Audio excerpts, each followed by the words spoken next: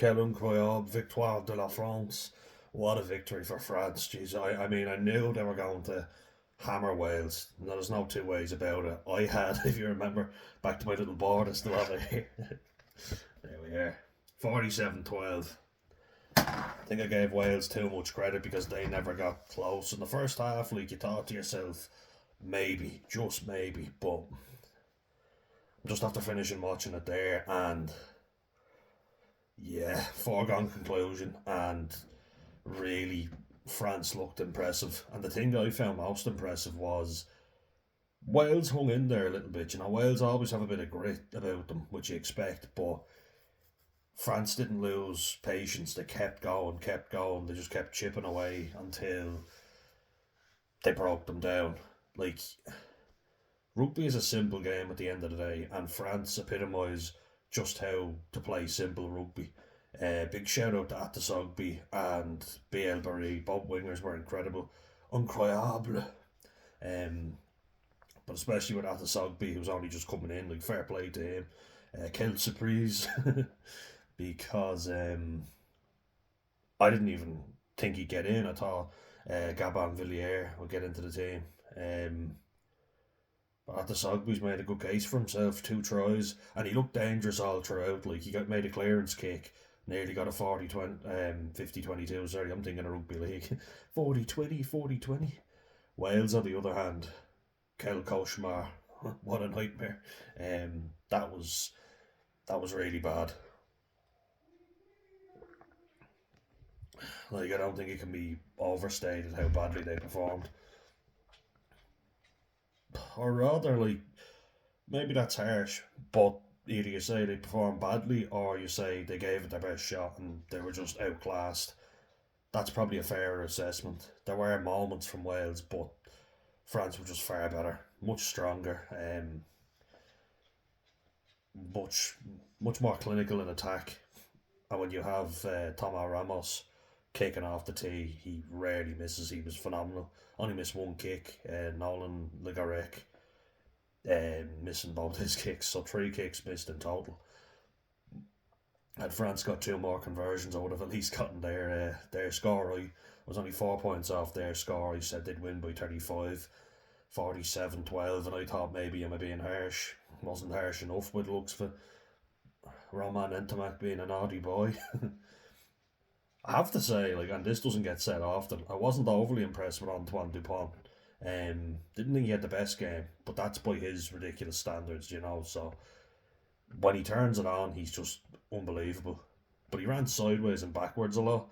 Um, I was there going straight. You know, you're taught to run straight. But when he gets going, like he is incroyable. I want to give a big shout out though to Jean-Baptiste Gros. I thought he was excellent when he was on. He really put in loads of tackles, like for a front row forward, especially for France where they go big, you know, big bulky fellas. He was very good. I was impressed. I want to give a special mention. And Weenie, he was good too. You know, he really put himself about. Piano Movaka had one of his more quiet games, and Marchand came on and seized the opportunity. Gregory Alldritt was phenomenal. Before he got his try, they zoomed in on him and said that he had 17 tackles and he also had 89 run meters. And like in rugby union, it's harder to get go forward run meters. You know, in rugby league, it's a stat that you measure yourself by. It's harder because you don't have the 10 yards to run up every time. You know, you have to run and meet people on the gain line. Whereas you're getting a head start in rugby league. So in rugby union, it is much harder. You know, it's much tighter and like in close quarters rather than a big run up and a massive boom collision. So that's incredible. And then he gets his try and he made two more tackles. So just off 20 tackles. And maybe he got another one in there, you know. Like in a game where you're absolutely dominating possession, to make 20 tackles is incredible because you are dominating the ball. So you'll rarely need to make them. But when you have to, you're there. And that's impressive. I thought Paul Boudhent led the physicality battle. Like he was really big and strong. Didn't get an awful lot of carries, but when he had to tackle, you just saw him ragdolling Thomas Williams. Whenever Thomas Williams was on the ball, Boudon was there. Francois Crowe putting himself about as well, like just being a beast. You know, it was it was pretty polished, to be fair. Bielle-Biarrey doing very well. Emilien Gailleton got his try soon after coming on. Barassi had a few good moments as well. Didn't really get used too much. I thought Thomas Ramos was excellent as well. Like that 50-22 was absolutely brilliant. You could see him look up, take the kick, and he nailed it. His angles were perfect. That's why I prefer him being a 10. Maybe Leo Barre go in as a fullback, because I feel like, and here's what I want to just take, because a lot of teams are going to fear France, and rightly so, and they're going to feel like, how do you beat them? Like, they're impossible to beat. I saw a weakness today, or tonight should I say. They're very poor in the air. There was a lot of high balls that they didn't claim. 50-50s, they're poor, and there's a lot of rules now to protect the catcher, but there's also rules to allow a contest, and I feel like Ireland, if we can attack the high ball, France will give away knock-ons. They'll give us the ball back, we'll get it on the high ball, and we might get some good go forward off it. Test them out under the high ball, especially if they're putting Ramos as fullback, which I hope they do against us. He's a great kicker, he doesn't miss. He'll be on the pitch either way, he does not miss kicks, but they are not comfortable under the high ball. Bielle-Biarrey didn't look comfortable either. Ramos didn't claim anything. There were a load of knock-ons. Attisogbe looked weak as well under the high ball. That's where we can beat them. Scrum for France wasn't necessarily brilliant. I thought they were going to just destroy and dismantle Wales in the scrum, because I didn't fancy that Welsh front row at all. They got a few go forward. Like, France were definitely the stronger front row and the stronger pack in total, but I fancy Ireland's front row more than Wales's, put it that way. But France, as he said, showed what it means to play rugby. The forwards just keep pounding, attacking, dragging in defenders, dragging in Miafu with big carries, Winnie Antonio, Jean-Baptiste Gros, loads of big carries. And you see for that try from Bielle-Biarrey, then Boudhent whip it out over the top and you score out wide. Simple stuff. And then a chip kick across. That's what I say. Like, a bad game for Boudhent is everyone else's good game, So it's not being harsh on him. Well, it is, but because he set those standards, I think he's definitely had much better games, put it that way. It just looked like man mountains, didn't it? France's scramble defence as well is some area where I did see potential weakness. They come up in a hard line straight in your face, so chip kicks over the top, get those big men running, get them turning around, tire them out. It's much easier to attack than defend.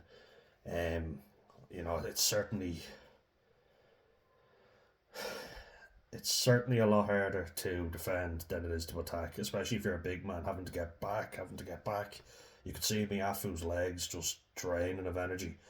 But I think that just shows you how smart France are, and also it shows you the importance of the bench. Miafu came off after, was it like 50 minutes, not even? I think it was about 48, 49 minutes. The whole bench came on and just gave them all a breather. That's what you need. Jegu looked good. I was impressed by him. Oradu as well. They both put themselves about. And Guillard, Michael Guillard and Oradu. Jegu, I think, was one of the most impressive while he was on. Number 19 for France. Think Jegu and Oradu. Oradu. But Paul Boudhent's been someone I've been very impressed by, and he was just ragdolling people. Big physical presence. Really good. Alldritt rightfully winning man of the match because he was a colossus. He did everything. And, typically with France you think power and speed, short bursts of something amazing, and then they come off for a breather. Alldritt has the energy in the tank as well, and the fitness. But I mean, I can't say, like, Jean-Baptiste Gros was very good. Like, to be a front row prop and a big fella like he is, to get around as much as he did, I was really impressed with him. I thought he certainly made a case for starting again. Like Cyril Boy came back and was doing his little out the door passes. Cyril Boy's not your typical prop. Like, he won't run through people as much. Now, he can do that as well, although he got held up by a fly half, which fair play to Dan Edwards. But Cyril Boy's more the quick hands, the tip on pass, putting people into areas, the little pop out the back door. Ruma is a really good option in the lineup. I was surprised not to have him included in the squad. I thought he was very good while he was on. You need a player like him just to balance it out in the second row. I was hoping for Roman Tofi Fanua, him and Emmanuel Miafu in the second row. I know it's never going to happen because you can't go with two massive lads. Well, I mean, who says you can't? France are always changing the rules, particularly if you're going to do what they did and go for the 6-2 split and bring on two second rows. Then you've definitely got the luxury of having Tofi Fanua and Miafu in the team. And imagine the firepower. Ooh. Oh, I'm excited to see that. Please, Fabien Galthié, if you can hear me. Roman Tofi Fanua and Emmanuel Miafu in the second row. Merci beaucoup. I would love to see that. I was excited to see France, I really was. I knew it was pretty much a foregone conclusion. Roman Ntamack, naughty boy, he tucked that arm. I was like, that's a red. Just for anyone kind of wondering. So there was one in the first half. The Welsh hooker, and then Elliot D had to come on. Just thinking, Evan Lloyd got a yellow card for a high shot, but he clearly made an attempt to wrap. Just if anyone's wondering, he made an attempt to wrap, and I thought to myself, if that goes up to red, that'd be very harsh. But I thought definite yellow because he's high, he makes head contact. There's mitigation.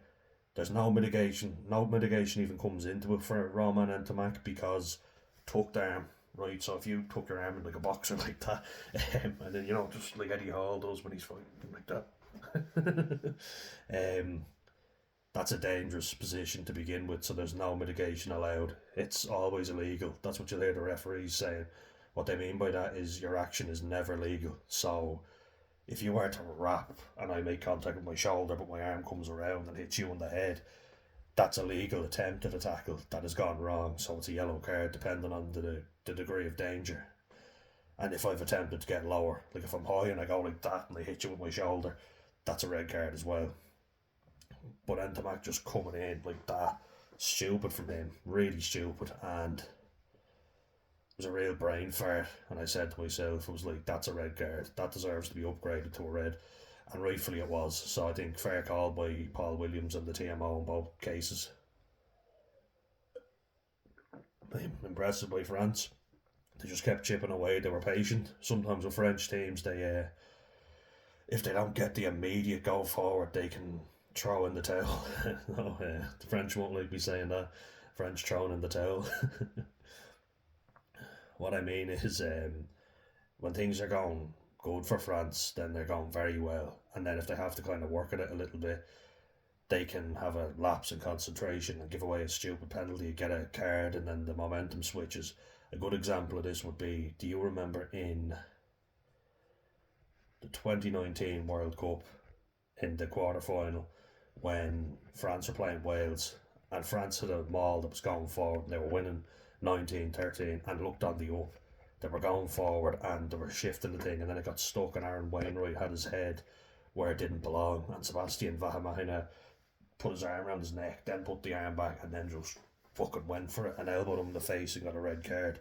So from an attacking maul in a good position and you're leading, then France go to defending, because they go to defending with 14 men from a great position. That's what I mean. Brain fart from France. They just, they do something completely stupid, but they stayed there, they kept their discipline, apart from obviously Ntamack's moment of stupidity, but they've got enough cover. They can put Leo Barre at fullback and Thomas Ramos as a 10, which personally I would like to see. They've got Mathieu Jalibert and Antoine Hastoy as well, so I mean they've got plenty of cover.